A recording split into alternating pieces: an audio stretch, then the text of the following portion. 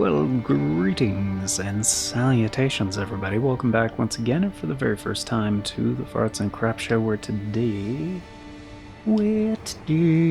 as per usual, it's your host, Anjo, here with part 82 of Sekiro, the complete series. Hope you guys are all doing well today.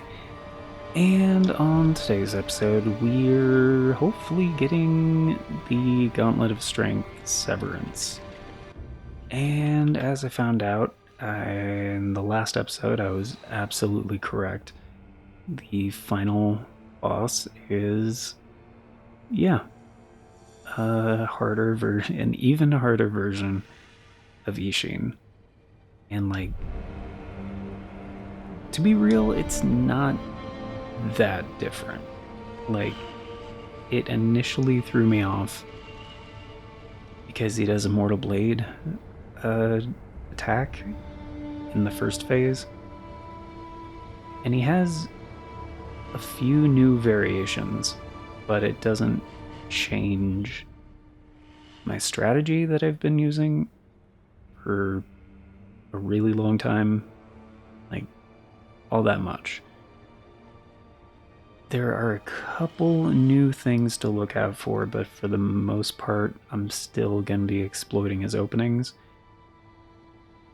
And there's a few things to note. So, for the first phase,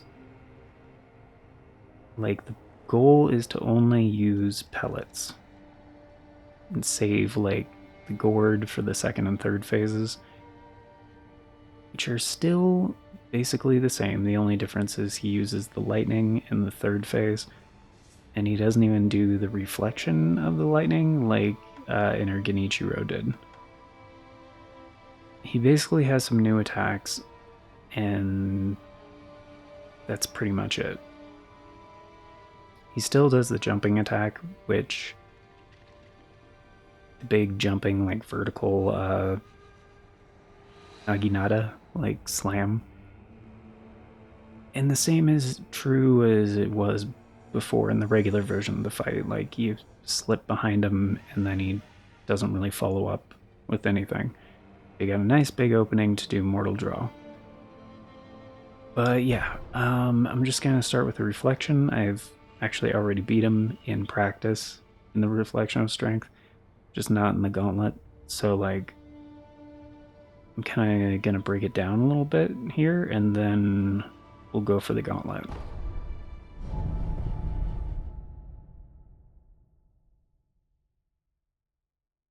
But yeah, I've already fought him a couple times, so. And basically, this is another one of those fights where I would highly recommend just keep sprinting. And for the middle slot, I guess some rice or something, but for the most part, I just use pellets and the gourd. So.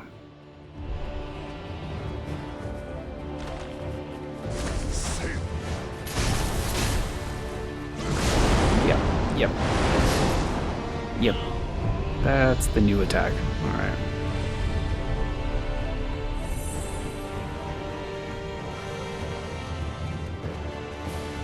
Okay, 1, 2, 3, get behind him. And the same as most of the other bosses is true. When he has his openings, just do the regular attacks, and when he starts deflecting, just back up.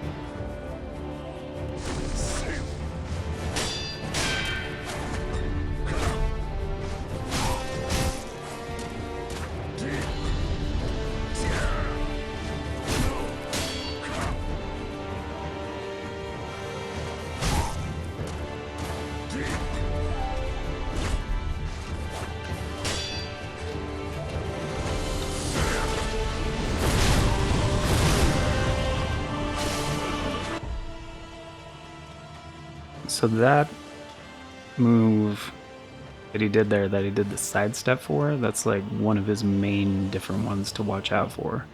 Because even at sprinting speed, like unless you're very lucky, you can't get away from that. So that's the only one where I would recommend like just doing a sidestep, which he kind of like does the step before doing the thing. It's basically the same one that Emma uses in the fight, like her big attack essentially, which I think he's about to take me out. No, okay.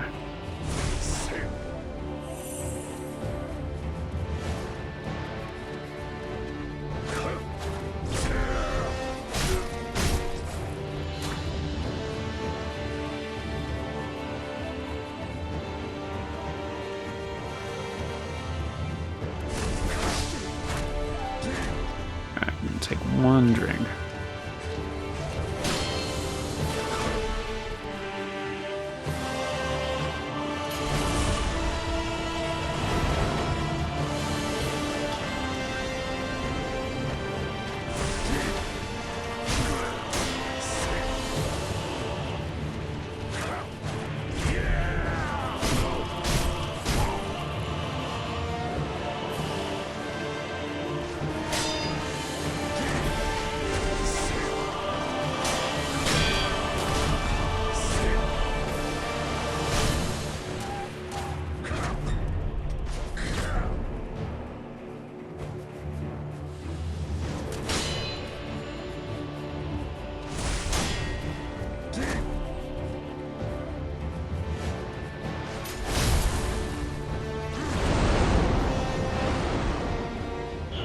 Shit.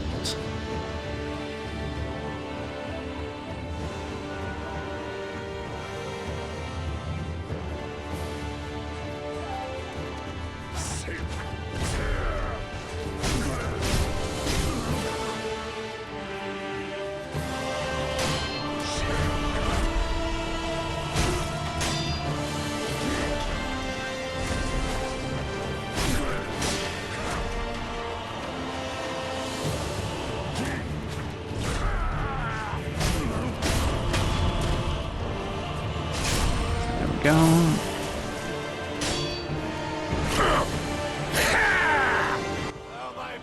So this is when he starts doing the new moves. And he has a new aerial move, which most of the time, he has two variations of it. He has one where he does a stab that you can do a Mikiri counter for, although if you miss, you get punished a huge amount and basically one-shots you, so I recommend just like avoiding it. And the other one is like a vertical sweep, and he has a huge cooldown afterwards, and that one is punishable. So I'll point it out if it, you know, when it happens.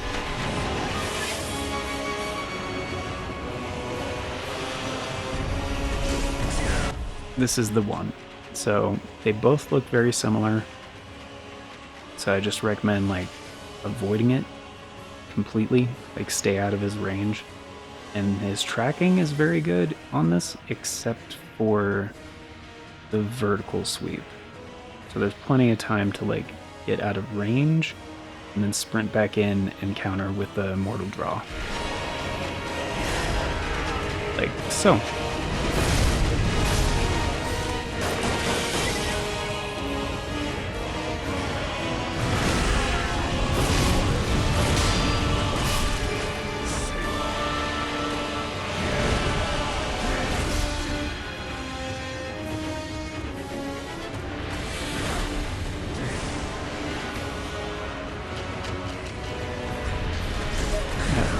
Goes again.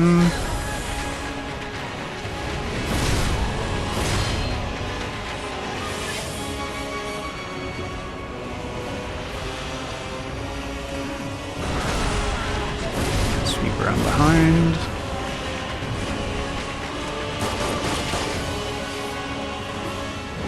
Sweep around behind.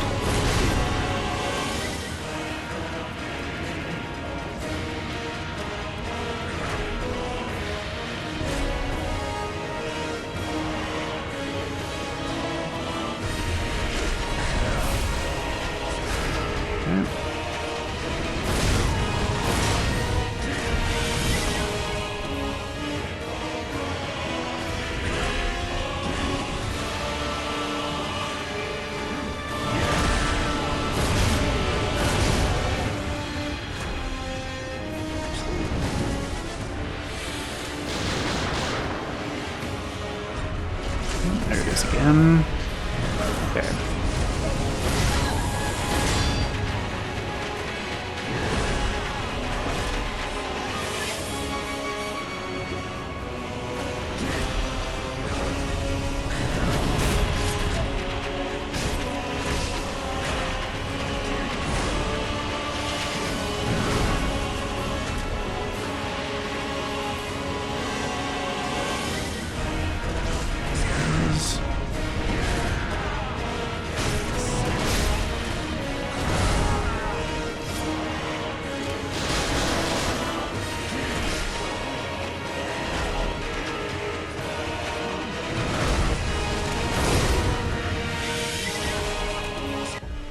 Okay, so you may have noticed on that one two things.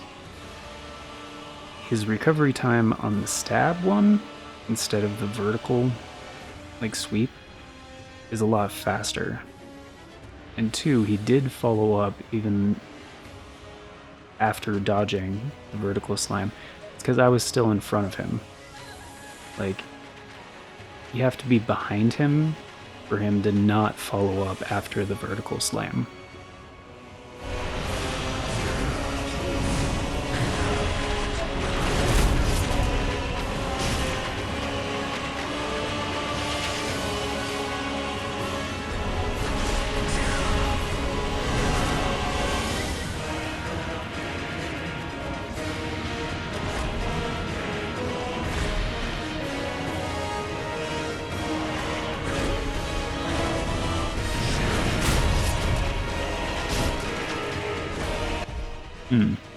That's the thing. After a Makiri counter, you always get a free hit, so...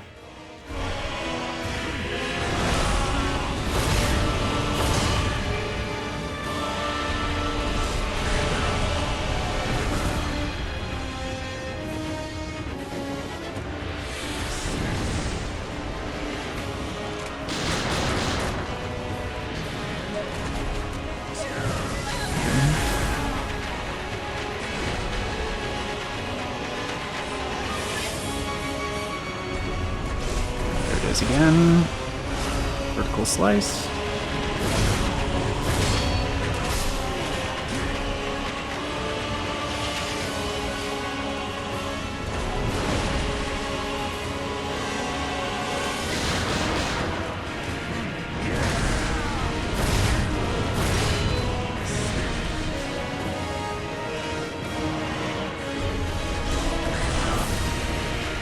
Vertical slice.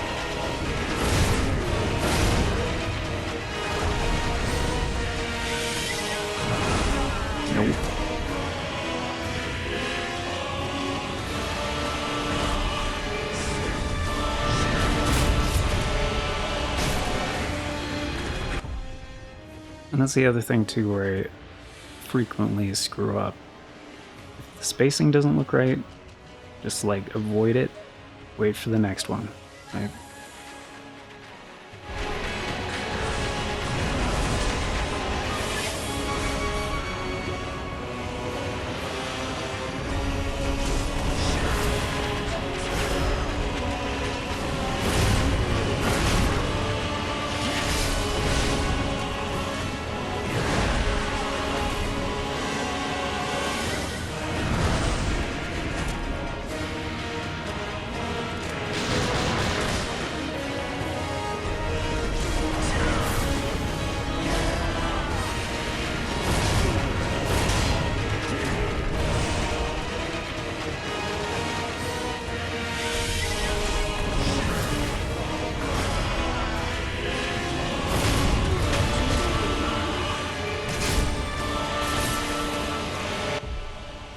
And this one, if you leave him be, he almost always starts with the lightning. So just get ready for the deflect, and then, you know, don't get too greedy after shocking him with the deflection though, because he does have a shorter recovery and like more punishing moves.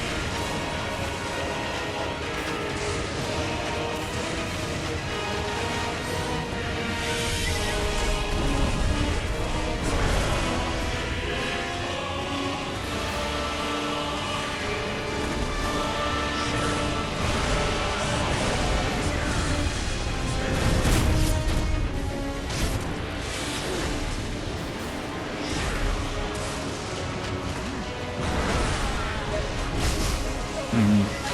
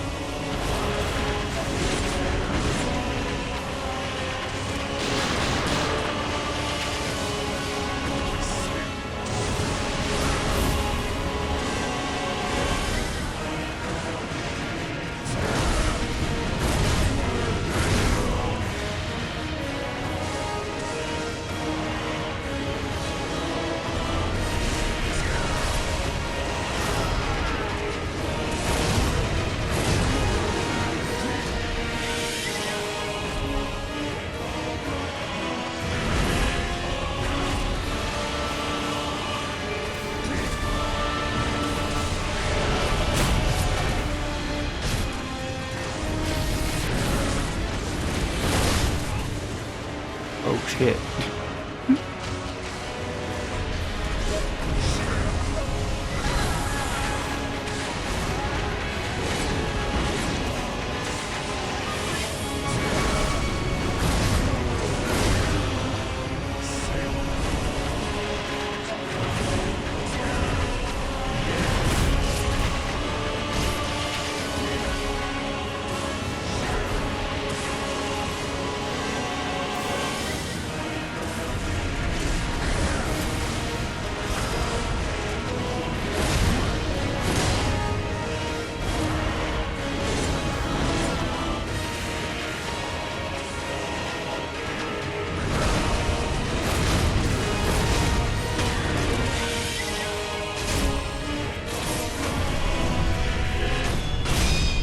Alright, there we go.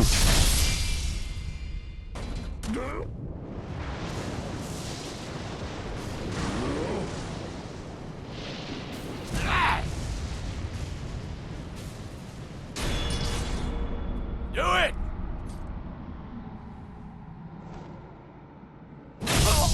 Well done, Sekiro. Farewell.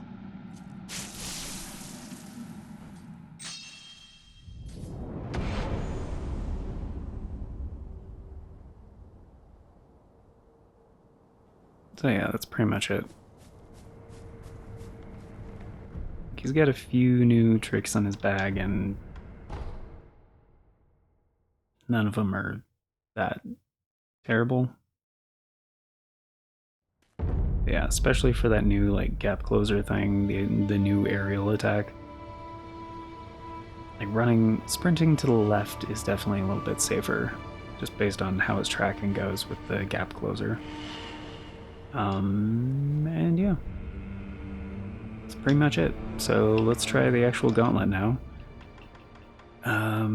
Because I think I got all these guys. I think I got them all down pat. Sometimes I still screw up to True Monk, but I'm feeling pretty good about this. Huh. And it is kind of a time-consuming gauntlet, so like, I don't know how much long it's actually going to take, but yeah, we'll see. I'll try my best to not get greedy.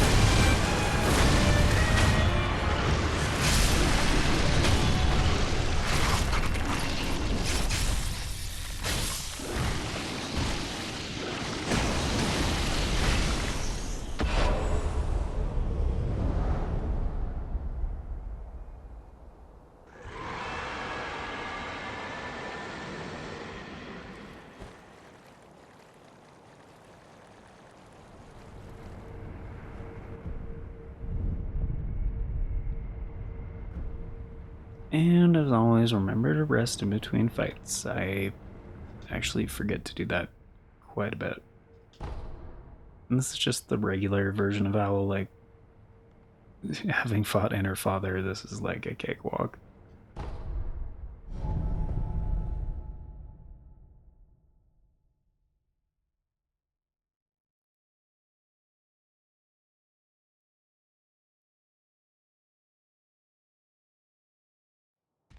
Enough talk. Been a while since we did this. Give me your all.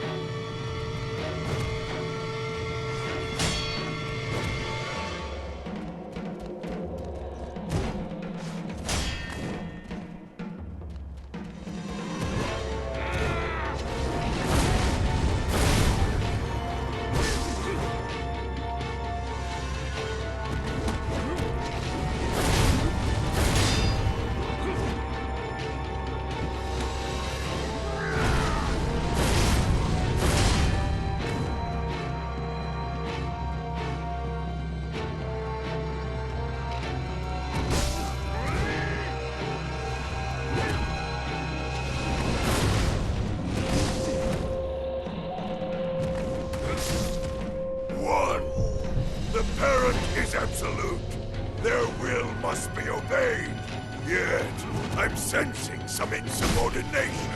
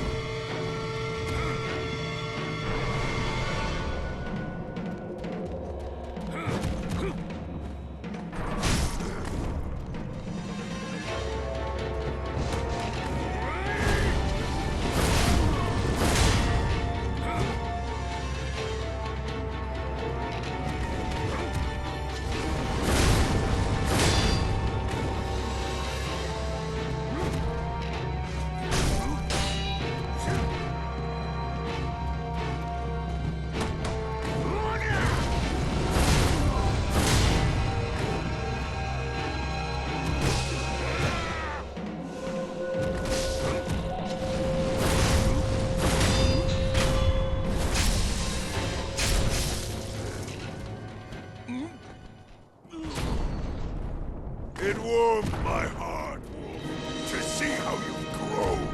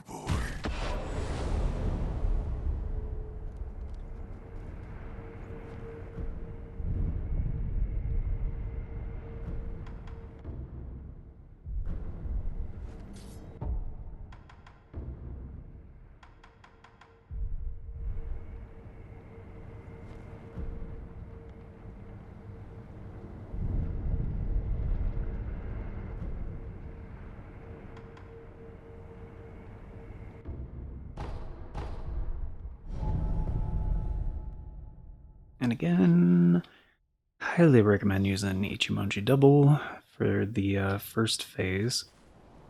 Doing the second phase skip by jumping to that branch over there. Not that one, the one in the center of the screen. And yeah, I'll show the technique obviously later. And yeah, on the third phase, just punish the big openings with Mortal Draw. And again, if the spacing doesn't look good, just avoid. And does give you plenty of time in the first phase typically to heal, so yeah, try to stick to pellets. And yeah, if you're still having trouble with it, Ingo Sugar is definitely helpful, and keep the purple gourd on the ready. But yeah, in the opening, she is pretty open. Like, at the beginning of the fight, she is pretty open, so like from the back, I usually do like 3 attacks, and then a double leech emoji, sometimes 4, depending on, spacing.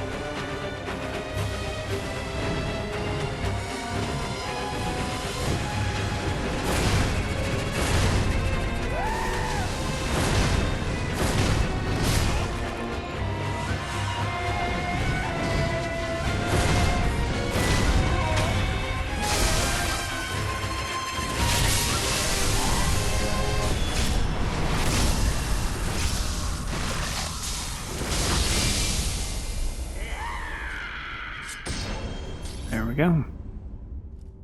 And that actually worked better than last time, because I didn't go for the second mortal draw when the timing wasn't quite there. Because, like, she follows up with new attacks a lot faster in the final phase, and a lot of the times it's either like the vertical slam that does a ton of damage if you're close, or like the spit thing. I don't know what else to call it. The terror vomit, I guess. But yeah. And then this is just regular Genichiro at the end of the regular game, which is not a difficult fight in my opinion. Basically, just stay aggressive, stick to normal attacks. If you see him jump into the air, sidestep to the right and keep doing normal attacks. Like, it's not a complicated fight, just stay aggressive. Like, I'm honestly kind of surprised he's part of this.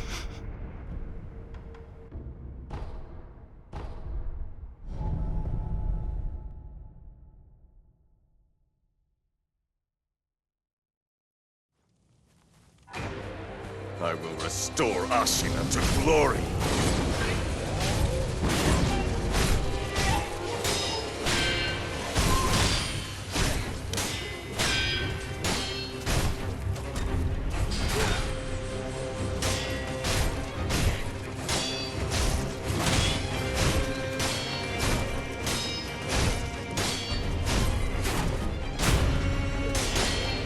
I will not allow Ashina to be crushed.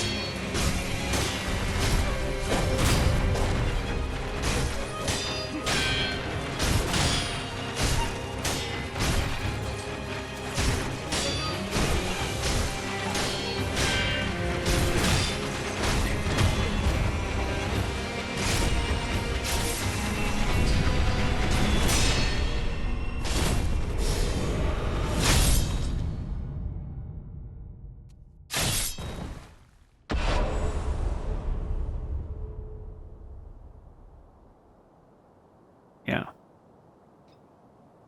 In my opinion, the easiest boss in the game to do hitless.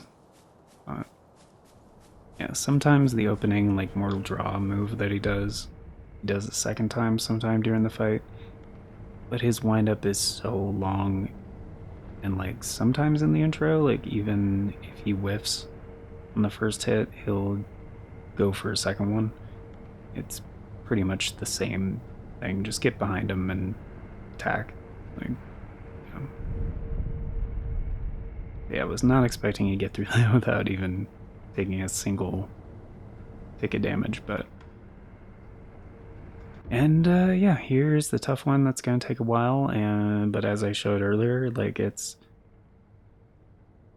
very doable. And, like, for the most part, the beginning he hangs back, but sometimes he doesn't, so just be aware of that. And just don't play it too aggressive, you know? He really wants you to just, like, come at him, and, like, nah, it's a lot safer just to exploit his openings.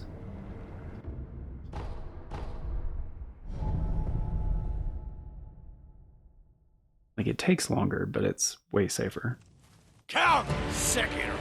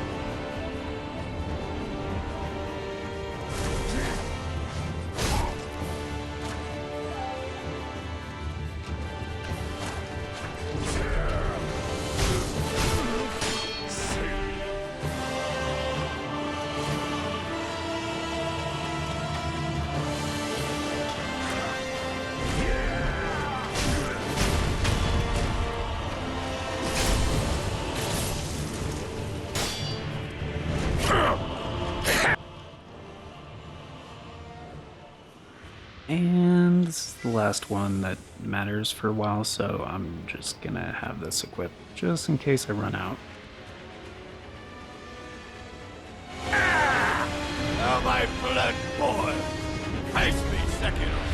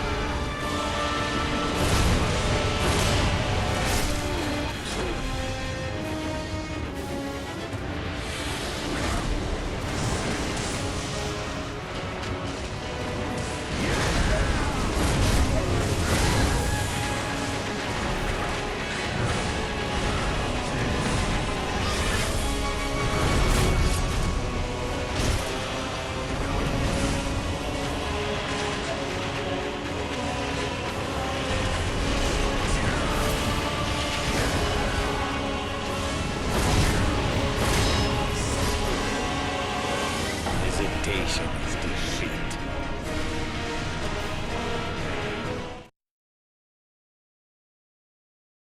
Okay. That's a bad idea. I got greedy. That was a bad idea. So, in that situation, I knew he has a follow-up sometimes. After the second mortal draw, I should have just taken the first one and then backed up and waited for his next attack. But no, I didn't do that. Also, I was using gourds in the first phase, which was a bad idea. And yeah, got a little careless. Okay, next episode for sure. I should really end this one because it's been an hour or so. Yeah, thank you all for being here. Greatly appreciate it. Hope you guys enjoyed. Next episode, yeah. Of course, before we get going, a very special thank you going out to the current Farts and Crap Show members, the amazing people who helped make it possible: Navalis, Traconis, Aaron, Shake, and 97 Johnny Boy. Thank you so much for choosing to support the show a bit more directly via channel membership. It vastly helps out. Very much appreciate it, and it is very much optional, so you guys are extra awesome for doing so. If you want to be incredibly awesome like these amazing people and get in on all those membership benefits, check out that join button down below. There's also a link in the description that talks about becoming a channel member in case there's no join button for you. But yeah, before we talk about membership tiers, quick little word on YouTube handles. That is why 97 Johnny Boy has an @ symbol in front of a screen name there. That is a handle. So they're unique identifiers on YouTube that help with a number of things, namely navigation, and he has a channel of his own. It's great stuff, highly recommend it, which you can easily go check out just by going to youtube.com/@97johnnyboy, and it'll take you straight there because handles make URLs a lot shorter. You can also punch a handle into YouTube search. It will narrow down your results significantly, and since handles are 100% unique, it's another way to double check and make sure you're in the right place. But yeah, membership tiers on this channel start at $3 a month. That's roughly 10 cents a day, gets you into all the basic stuff, including getting to vote on the series that get made here on the channel via the Members' Choice polls. It's a thing we do once a month for a full 7 days over on the membership tab, and that is how all of the series get decided. So, we will have actually 2 coming up for May 2025. May is the anniversary month for the channel, specifically on the 24th. And yeah, we're going to have 2 members' choice polls that run until the end of the month. And if you are a new channel member, like any of the previous polls that you may have missed, you can still vote on those over on the membership tab. They stay open basically until you leave your input on them, and so even if you're just a member for 1 month, you can vote on a ton of different members' choice polls, thereby still influencing the content that gets made here for quite some time, because retroactive input on previous polls is considered for future ones. Yeah, this is an approximation of future announcements from the past, so if you want all the announcements as they happen and the bell doesn't work for you, I get it, the bell does not work for me, but there are 4 other ways you can stay up to date. You have the posts tab here on the channel, the Farts and Crap Show Twitter, the Bluesky, and the Discord. I always post on all 4 whenever there's an announcement, so regardless of which one of those works for you, you can stay up to date. And links for those are down in the description, also on the channel banner. But yeah, that's going to do it for now, so thank y'all once again for being here, guys. I do apologize, didn't get a victory there at the end. But yeah, next time. So, till then, take care, and I hope you all have a lovely day.